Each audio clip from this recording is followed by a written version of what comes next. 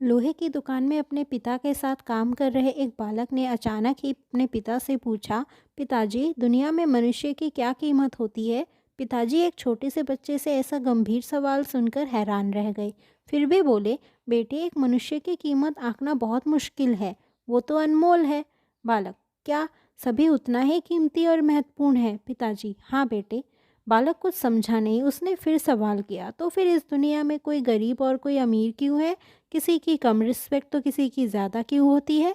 सवाल सुनकर पिताजी कुछ देर तक शांत रहे और फिर बालक से स्टोर रूम में पड़ा एक लोहे का रॉड लाने को कहा।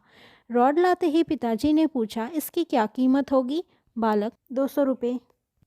पिताजी, अगर मैं इसके बहुत से छोटे छोटे कील बना दूं तो इसकी क्या कीमत हो जाएगी? बालक कुछ देर सोचकर बोला, तब तो यह और महंगा बिकेगा, लगभग 1000 रुपये का।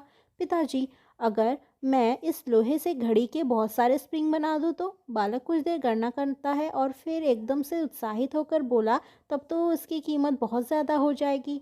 फिर पिताजी उसे समझाते हुए बोले, ठीक इसी तरह मनुष्य की कीमत इसमें नहीं है कि अभी वो क्या है, बल्कि इसमें है कि वो अपने आप को क्या बना सकता है। बालक अपने पिता की बात समझ चुका था। फ्रेंड्स, अक्सर हम अपनी सही कीमत आंकने में गलती कर देते हैं। हम अपने प्रेजेंट स्टेटस को देख अपने आप को वैल्यूलेस समझने लगते हैं, लेकिन हम में हमेशा अथाह शक्ति होती है। हमारा जीवन हमेशा संभावनाओं से भरा होता है।